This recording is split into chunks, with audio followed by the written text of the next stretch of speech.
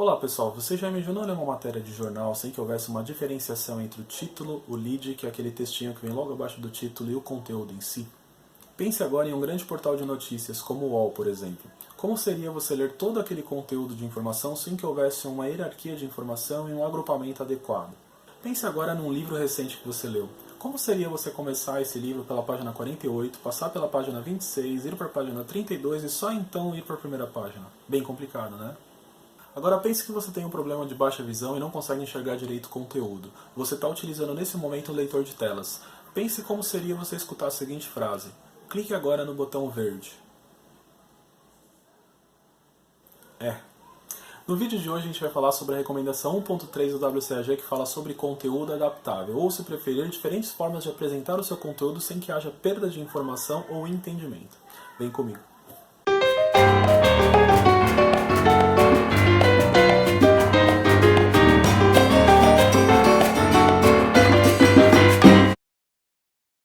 Nesse vídeo a gente vai falar sobre três diretrizes que fazem parte da recomendação 1.3 do WCAG. São elas: 1.3.1 Informações e Relações, 1.3.2 Sequência com Significado e 1.3.3 Características Sensoriais.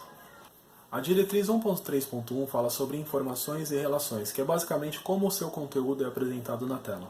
Para usuários que enxergam, é super simples você destacar essa hierarquia de informações. É fácil você identificar um título, um formulário, uma tabela, listas, qualquer tipo de elemento que tiver na tela, o agrupamento é fácil de entender.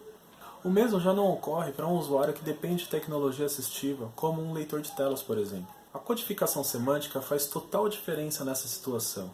A maioria absoluta das pessoas que homologam sites e aplicativos o fazem apenas pelo visual, dificilmente utilizam um leitor de telas para fazer essa validação também. Outra questão é que na maioria dos casos a pessoa que homologa também não tem entendimento de código, o que dificulta um pouco em entender a semântica do site. E é aí que ocorre a grande parte dos problemas de acessibilidade. Visualmente falando, a página está agradável, porém, na hora que você utiliza uma tecnologia assistiva, qualquer que seja, o site se torna bonitinho, mais ordinário. Pô, legal, Marcelo, entendi mais ou menos, mas você tem um exemplo aí para me mostrar?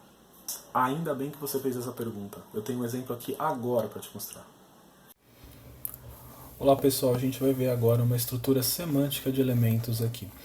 Nesse exemplo, a gente consegue identificar claramente quais são as hierarquias e os agrupamentos que a gente tem aqui nesse site. Por exemplo, aqui eu tenho um título de nível 1, que está bem claro e bem definido aqui. A gente tem aqui dois títulos de nível 2, que seriam os H2. A gente tem um parágrafo, um outro parágrafo, uma lista não ordenada e uma lista ordenada. O que acontece? Claramente a gente consegue identificar agrupamentos. Por exemplo, aqui, teoricamente, esse título de nível 2 estaria relacionado diretamente com este conteúdo. Este título de nível 2 estaria diretamente relacionado com esses conteúdos, ou seja, a gente tem visualmente falando um agrupamento de informações. O que acontece se eu tenho uma página sem semântica, ou seja, sem essa arquitetura de informação? Eu teria uma página exatamente assim. Aqui, o código foi aplicado sem semântica alguma, tudo é construído através de divs. Vamos pegar aqui o exemplo no código propriamente dito. O código está no CodePen. Novamente, esses links estarão disponíveis na descrição do vídeo. E, enfim, vamos comparar aqui. O código semântico, a gente tem o H1 definido, H2, que são os títulos de nível 2, e os parágrafos propriamente dito. As listas aqui embaixo, lista não ordenada e lista ordenada, o L e o L, respectivamente. A gente pode ver aqui no código que não é semântico, tudo construído através de divs, o que normalmente é feito como div class alguma coisa, div class alguma coisa, e consequentemente a gente não tem hierarquia nenhuma de conteúdo. Visualmente falando, eu consigo deixar aqueles agrupamentos adequados da forma como vocês viram aqui na tela, através de manipulação do CSS.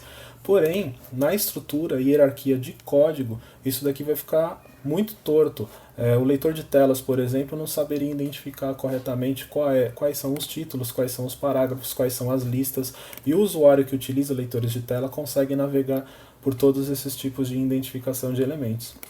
Então, basicamente é isso que a gente tem aqui, e, consequentemente, se a gente constrói o nosso código todo torto, assim, sem hierarquia de conteúdo, sem semântica, a gente fatalmente não vai atingir esse critério de sucesso. Como vocês viram no exemplo, é muito importante seguir todas as recomendações da W3C para a padronização correta e a semântica dos elementos de HTML. Sem isso, é praticamente impossível a gente ter uma acessibilidade adequada. Falando agora da diretriz 1.3.2, que fala sobre sequência com significado. Isso quer dizer, basicamente, que a estrutura do seu documento precisa estar correta de tal forma que, independentemente da tecnologia assistiva que está sendo utilizada naquele momento, o usuário consiga identificar claramente toda a ordem de navegação do seu conteúdo.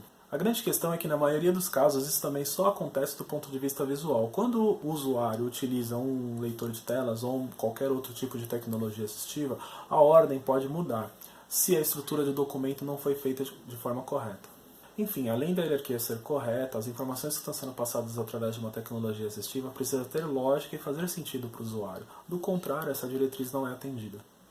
Agora a gente vai falar da diretriz 1.3.3, que fala sobre características sensoriais, que basicamente diz que a gente não deve fornecer instruções para os usuários baseadas apenas na forma ou localização dos elementos. Pensa em um site ou aplicativo que te manda clicar no botão redondo, ou então clica no botão verde, como eu dei no exemplo no começo do vídeo. Complicado, né? Para você entender como esse erro é bem comum, vamos ver dois exemplos agora que fazem parte da maioria dos projetos do dia a dia de sites e aplicativos. É isso aí, pessoal. Agora a gente está aqui nos dois exemplos aqui, como eu falei, para representar a diretriz 1.3.3. São exemplos do dia a dia que a gente normalmente utiliza em todos os nossos sites. Eu tenho um exemplo aqui de botão, na verdade são 4 botões, e eu também tenho um exemplo de paginação, mas primeiro a gente vai falar aqui dos botões. Falando dos botões, o que acontece? A diretriz 1.3.3 diz que a gente precisa ter alternativas de informação para que o usuário entenda e não dependa apenas das características sensoriais, como formatos, tamanhos, localização, som, orientação, enfim, qualquer outro tipo de informação. Esses dois primeiros botões aqui de exemplo é justamente isso. Eu tenho apenas a informação visual e para salvar. Isso é bem complicado, assim. Do ponto de vista da semiótica, por exemplo, tá fazendo mais sentido hoje a gente trabalhar com ícone de nuvem para salvar do que com o ícone de disquete. O ícone de disquete, para quem é usuário de longa data aí, não vai ter dificuldade nenhuma em entender que esse ícone seria um ícone para salvar documentos. Já usuários mais jovens e mais novos que não tiveram acesso aos disquetes, pode ter uma confusão aí para saber e conseguir identificar o que exatamente significa esse ícone. Em contrapartida, o ícone de nuvem ele é muito utilizado para quem trabalha com cloud computing e tem a familiaridade, tá na cabeça que a nuvem é algo a se salvar documentos e afins. Usuários que não tiveram acesso ainda ao cloud ou não tiveram acesso ao termo, pode se confundir também. Então, ou seja, nenhuma das duas soluções é ideal a gente trabalhar apenas com o ícone. Já o terceiro botão aqui, que é a literal salvar, esse ok, a gente pode estar trabalhando, todos entenderão corretamente, mas o mundo ideal seria a gente trabalhar com a imagem e a literal. Essa imagem ela serve inclusive para a gente treinar o nosso usuário. Se a gente quer fazer com que ele entenda que o nosso site, a partir de agora, o salvar seria uma nuvenzinha, a gente pode sempre trabalhando desse formato. Se vocês pegarem o CodePen, a parte de código, o item de salvar, vocês vão verificar que eles já estão utilizando essa formatação em todos os seus botões. Voltando aqui, né, nos exemplos, agora tem uma outra característica. Este último botão eu apliquei algumas informações, algumas roles de área, area, e facilitando assim o entendimento do leitor de telas. Vamos ver como que o leitor de telas se comporta com esses 4 botões aqui. VoiceOver ativado Chrome, CodePen, Accessibility, Link. Elementos visuais com significado HTML, Link. Elementos visuais com significado HTML. Link. Salvar. Salvar botão. Link. Salvar. Salvar botão. Mudo. Perfeito, vocês perceberam que esses dois primeiros botões ele não tem nenhuma informação. Por quê? Porque o ícone ele não está lendo, o leitor de telas obviamente ele não está lendo. E já esse daqui ele leu como link, porque afinal é um link. O aspecto de botão está sendo transmitido através das classes de CSS, ou seja, da folha de estilos. Todos os meus botões aqui são links. E esse último, na verdade, com a aplicação do Role Button, eu identifico para o leitor de telas que ele é um botão. Então o leitor de telas não identifica ele como um link, mas sim como um botão. A melhor forma de você trabalhar seria essa daqui, então. Vamos falar agora do exemplo de paginação. Paginação um pouquinho mais complexo. Na verdade, o que acontece? Eu estou utilizando um framework que é a Materialize CSS. Framework é bem legal, todo mundo gosta porque você tem todos os elementos prontos, mas tudo aquilo que é pronto não necessariamente está pronto 100%. E nesse caso aqui a acessibilidade é bem comprometida. Se vocês pegarem um exemplo aqui de como funciona essa navegação, vocês vão ver que a gente tem alguns problemas de acessibilidade e também usabilidade. Por exemplo, quando eu passo o mouse eu não tenho um feedback visual, eu tenho um link no item selecionado. Se eu estou na página 2, para que diabos eu vou ter um link na mesma página que eu já estou navegando? Então, ou seja, além de confundir o usuário, é desnecessário e redundante. Isso daqui acontece muito porque os desenvolvedores ou utilizam plugins prontos, ou realmente esquecem, ou o designer ou o UXer não passou corretamente uma especificação para ele e ele seguiu à risca aquilo que recebeu. Enfim, é uma série de fatores aí que pode gerar esses problemas. Já aqui embaixo eu tenho esses problemas solucionados. Então vocês podem verificar o seguinte: quando eu passo o mouse, eu já tenho um feedback visual desses elementos. Além de ter um feedback visual, eu não tenho link aqui no item 2, que é o que mais faz sentido. Junto das setas de anterior e próximo, eu tenho a literal, próxima página e página anterior, ficando bem claro para o usuário o que eu preciso fazer.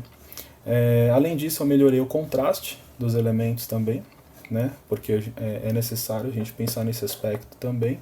E por fim, eu fiz a aplicação de alguns atributos de área também, que vocês vão ver agora navegando pelo leitor de telas. Vamos ver como é que ficou isso daqui.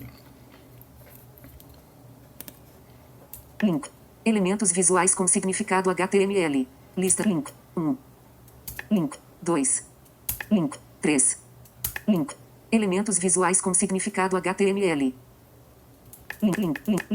Elementos link 3. Link. Elemento link. Página anterior. Navegação paginação 5 itens.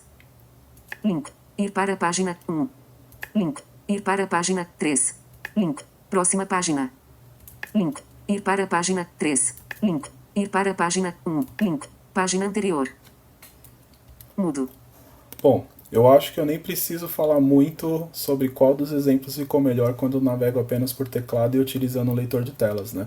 Claramente, as informações que estão aqui embaixo estão muito mais simples e mais acessíveis para entendimento. Não só para o usuário que utiliza um leitor de telas, como também para todos os usuários, porque o aspecto visual ficou muito mais simples de entender através dos feedbacks que eu acabei de comentar aqui. Bom, é isso, pessoal. Como eu falei, os links aqui do CodePen vão estar na descrição do vídeo, vocês vão conseguir ver mais fuçando aí da forma como vocês quiserem. Se tiverem dúvidas, claro, não hesitem em perguntar aí nos comentários do canal, do vídeo do canal.